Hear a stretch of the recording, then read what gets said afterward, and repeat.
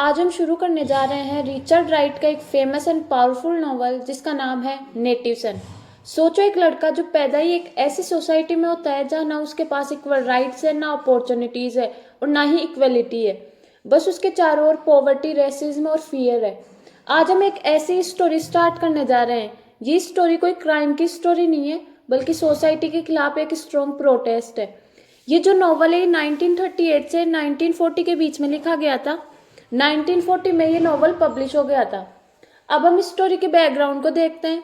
ये novel writer के real life experience और रियल लाइफ केसेस से रिलेवेंट है। जैसे 1938 का एक केस है, फ्लोरेंस जॉनसन मर्डर केस। इस केस में एक निक्सन नाम का लड़का रहता है जो पुअर फैमिली से बिलोंग करता है। ये एक रॉबरी का प्लान बनाता है। जब ये रॉबरी करने जाता है तो फ्लोरेंस नाम के एक लेडी रहती है, वो इसको वहाँ देख लेती है, तो ये अपने आप को बचाने के लिए उसका मर्डर कर देता है। हम अपने इस नॉवल में भी कुछ ऐसी स्टोरी देखने वाले हैं। हम कुछ ऐसे इवेंट इस नॉवल में देखेंगे जो इस केस से सीधे रिलेवेंट है। अब हम बात करने वाले हैं इस नॉवल के मेन कैरेक्टर्स की। इसका पहला कैरेक्टर है बिगर थॉमस। ये इस नॉवल का मेन कैरेक्टर है। ये एक 20 साल का अफ्रीकन ब्लैक बॉय है जो रेसिज्म, पॉवर्टी और फियर के जाल में फंसकर जुर्म के रास्ते पर चल देता है।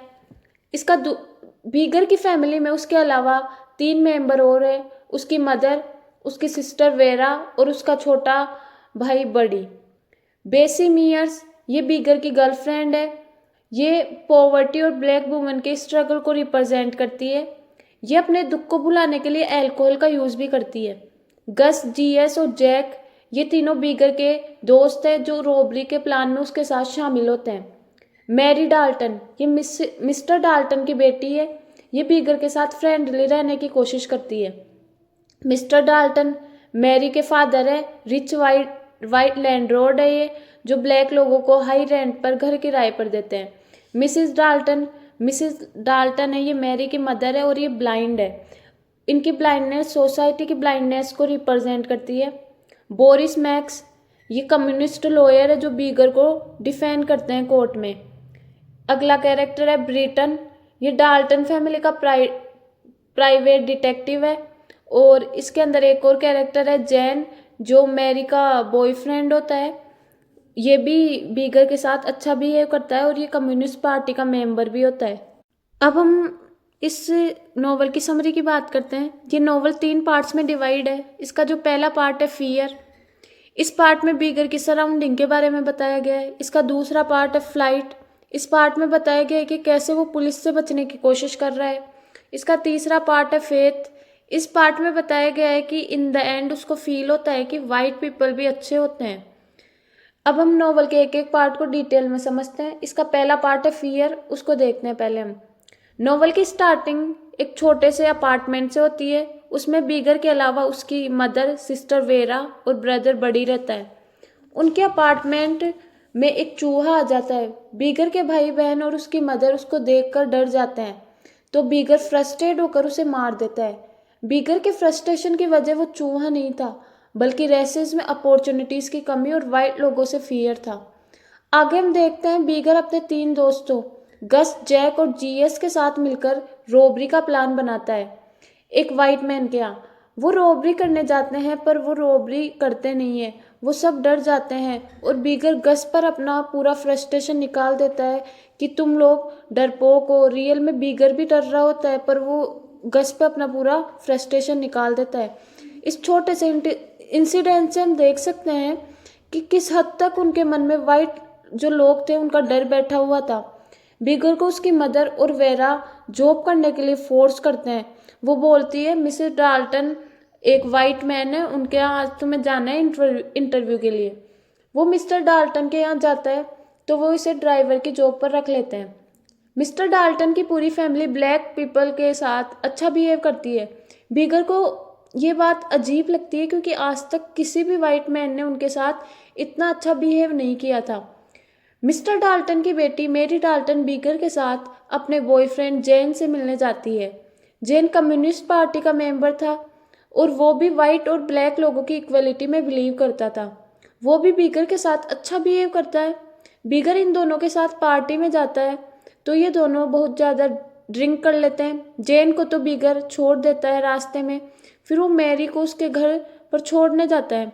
मैरी बहुत ड्रंक थी, तो वो सोचता है कि मैरी को उसको रूम तक छोड़ने चला जाता हूँ। साथ ही साथ जब वो मैरी को उसके रूम तक छोड़ने जाता है, वो डरा हुआ भी होता है। वो कुछ कुछ गलत नहीं कर रहा था, फिर भी उसको लग रहा था कि उसे डर लग रहा था कि अगर कोई मुझे इसके साथ देख लेगा तो वो सोचेगा कि मैं इसका रेप करने की कोशिश कर रहा हूँ। वो मैरी को उसके रूम में ले जाता है। तब उसका मन थोड़ा फिसल जाता है और वो मैरी को किस करने की कोशिश करता है। तभी मिसेस डाल्टन कमरे में एंटर करती है। बीगर डर जाता है, उसको लगता है कि मेरी मेरा नाम ले लेगी तो ये गलत ही सोचेगी। तो पहले तो वो उसके मुंह पर हाथ रख लेता है। वो अपने आप को बचाने की कोशिश करती है, पर वो डरा हुआ होता है, उसे पता ही नहीं चलता।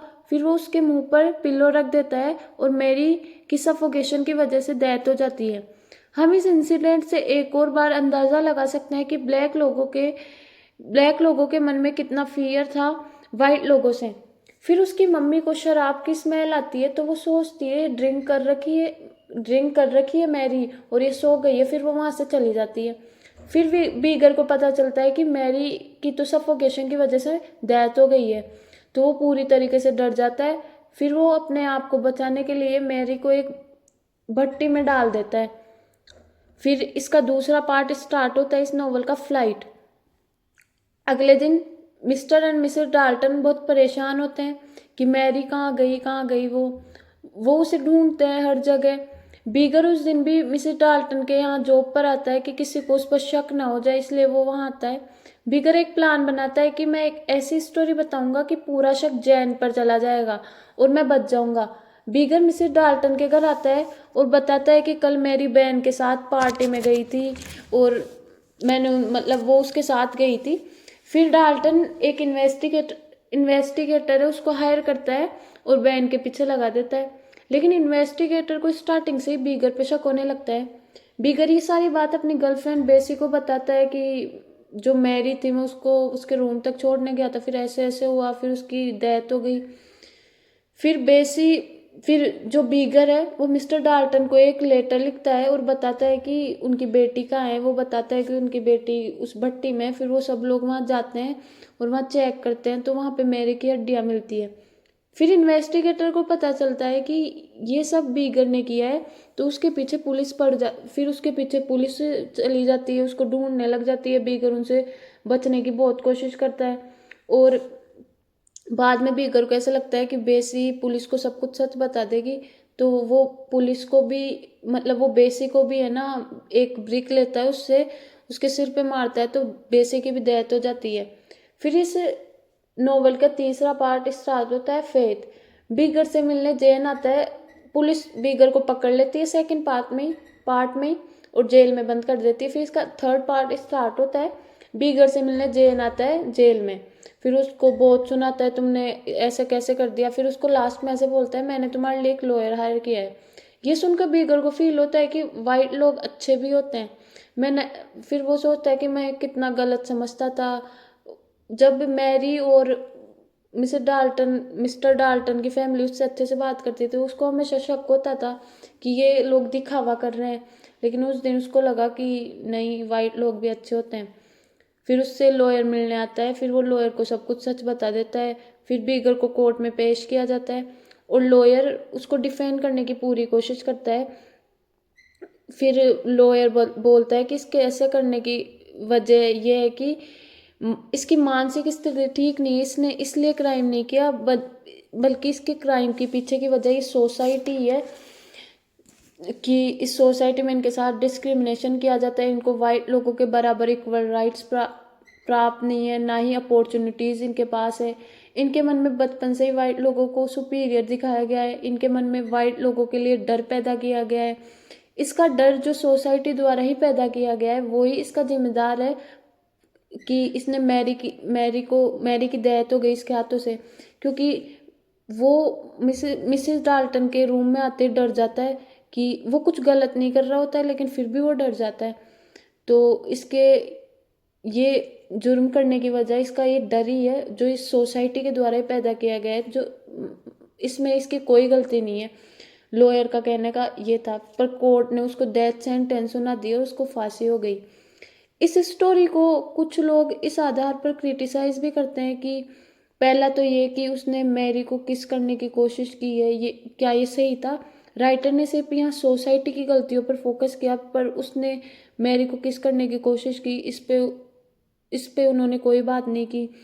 उसने पहले उसने बेसी को भी मार दिया, जबकि वो तो उसी की कम्युनिटी से बिलोंग करती थी। ये भी एक पॉइंट ऐसा है जिससे लोग इसको क्रिटिसाइज भी करते हैं। इस प्रकार हम देख सकते हैं कि ये कोई क्राइम की कहानी नहीं है, बल्कि सोसाइटी के खिलाफ एक प्रोटेस्ट है। तो इसी के साथ हमारा ये नॉवल खत्म होता है।